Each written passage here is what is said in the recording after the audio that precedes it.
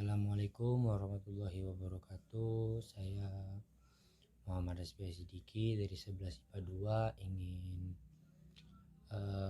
mengerjakan tugas bahasa Indonesia berupa ceramah. Di sini tema yang akan saya bahas tentang wudhu. Kenapa sih saya bahas wudhu? Karena wudhu juga termasuk dari salah satu syarat sahnya sholat gitu. Yang mana jika kita wudhu saja itu tidak bisa, maka sholat kita juga itu tidak akan diterima.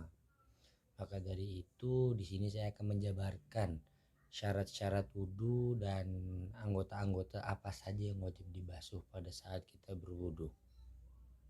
Syarat yang pertama dari syarat sahnya wudhu itu pertama Islam. Yang dimaksud Islam di sini adalah orang mu'alaf yang telah mengucapkan 2 kalimat syahadat ataupun bayi yang baru lahir bayi yang baru lahir dari orang tua yang Islam.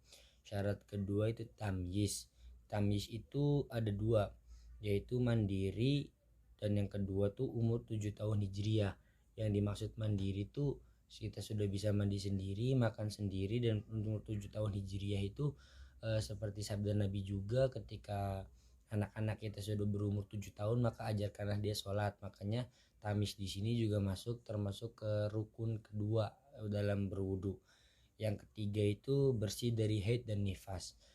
Untuk para perempuan yang haid dan nifas itu haram hukumnya untuk berwudu, dikarenakan darah haid dan nifas itu adalah darah najis. Jadi kalau misalnya berwudu pun dalam keadaan haid atau nifas, itu wudunya tidak sah, apalagi sholatnya juga bakal tidak sah. Syarat keempat, tidak ada sesuatu yang menghalanginya sampai air ke kulit anggota wudu. Yang dimaksud di sini tidak adanya sesuatu yang menghalangi air ke kulit tuh seperti tato-tatoan pada permen karet ataupun hal-hal seperti cat dan yang lain-lain.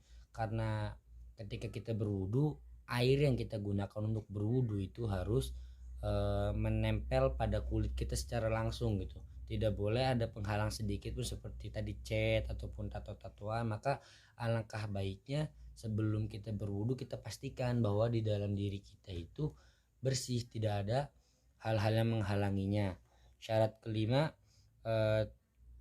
tidak ada sesuatu pada anggota tubuh yang merubah sifatnya air dengan perubahan yang besar sehingga sirna nama air tersebut pada anggota wudhu tidak ada sesuatu yang akan merubah sifat air. Maksudnya tidak akan ada merubah sifat air itu di tubuh kita. Contoh seperti di tangan ya. Di tangan itu kita kalau mau berwudhu usahakan tidak ada yang dapat merubah air seperti tepung. Karena kalau kita berwudhu seperti tepung itu nanti jadinya airnya mustakmal. Bukan mustakmal, air yang sudah bercampur dengan yang lainnya. Jadi wudhunya itu nanti tidak bakal sah gitu, karena sudah bercampur dengan tepung atau air muholid atau apa gitu, lupa saya namanya. Syarat yang keenam, mengetahui atau meyakini bahwasanya wudhu itu wajib baginya atau bisa dimaknai yakni yakin berhadas. Wudhu itu wajib baginya, yang dimaksud di sini tuh kadang kan gini, kita sholat maghrib nih, kita ngambil wudhu. Setelah ngambil wudhu itu ya sholat antara maghrib dengan isya itu kan jaraknya sebentar ya. Kadang kita nyantai-nyantai dulu setelah maghrib gitu, karena antara ngobrol dengan keluarga ataupun bisa nonton TV ataupun bisa mengaji. Nah ketika kita sholat isya, kita itu harus yakin kita punya wudhu atau tidak. Jika kita was-was atau kita tidak yakin bahwa kita tidak memiliki wudhu, maka alangkah baiknya kita batalkan saja wudhu kita itu. Karena yang kita takutkan kita masih punya wudhu, lalu di wudhu buat sholat maghrib, lalu kita wudhu lagi buat sholat isya, itu malah nanti tidak sah. Karena sholat isyanya nanti akan sah itu pakai wudhu yang maghrib, bukan pakai wudhu nanti yang isya. Ataupun kalau misalnya kita sudah batal terus tapi kita meyakini lupa gitu, maksudnya kita batal apa belum, terus tiba-tiba kita langsung sholat isya, itu nanti sholat isyanya juga tidak sah karena kita dalam posisi tidak punya wudhu.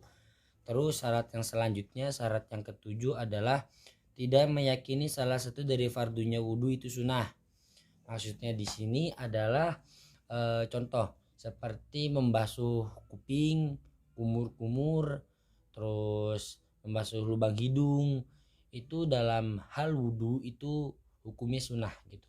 Jadi dalam kuping, membasuh kuping, membasuh hidung, kumur-kumur itu kita tidak boleh gitu bahwa mengejudge bahwa membasuh bagian tubuh itu adalah hukumnya wajib. Jikalau kita mengiranya itu wajib, maka wudhu kita tidak sah karena sesuatu yang sunnah juga tidak boleh dikatakan wajib gitu. Apalagi sesuatu yang wajib dikatakan sunnah, itu lebih salah lagi. Terus yang kedelapan adalah menggunakan air suci dan mensucikan. Yang dimaksud air suci dan mensucikan ini adalah air yang belum pernah dipakai berwudu sebelumnya atau biasa disebut air mustakmal. Biasanya air-air yang mensucikan itu adalah air yang keluar dari tanah, air yang turun dari langit, pokoknya air yang belum pernah digunakan untuk bersuci atau menyucikan apapun itu. Atau misalnya kita di padang pasir, kita tidak menggunakan air musyammas atau air yang panas, karena air yang di padang pasir itu hukumnya makruh untuk digunakan, suci tapi makruh. Makanya alangkah baiknya kita menggunakan air suci mensucikan. Lalu syarat yang ke-9 dan ke-10 ini buat orang yang biasanya terkena beser, atau yaitu maksudnya waktu sholat dan bergegas melakukan sholat setelah wudhu. Kadang kan kita punya penyakit beser atau ya kita berhadas terus-terusan gitu kan. Kalau misalnya kita mempunyai penyakit yang berhadas terus-terusan, maka alangkah baiknya kita itu melakukan wudhu di saat waktunya sudah tiba. Jadi ketika adzan maghrib, kita itu langsung melakukan berwudhu, dan setelah berwudhu langsung mengerjakan sholat, karena ditakutkannya ketika antara jeda dia menunggu waktunya dari setelah dia berwudhu sampai dia mengerjakan sholat, itu takutnya nanti ada cairan najis yang keluar dari lubang depan ataupun lubang belakangnya. Makanya untuk orang-orang yang beser diharuskan setelah berwudhu dia langsung sholat. Boleh menunggu kecuali ketika dia sholat di masjid gitu, boleh dia menunggu adzan. Tapi selain kalau misalnya dia sholat sendiri, diharuskannya dipercepat. Oke, sekian dari saya, terima kasih. Wassalamualaikum warahmatullahi wabarakatuh. Kurang lebihnya minta maaf.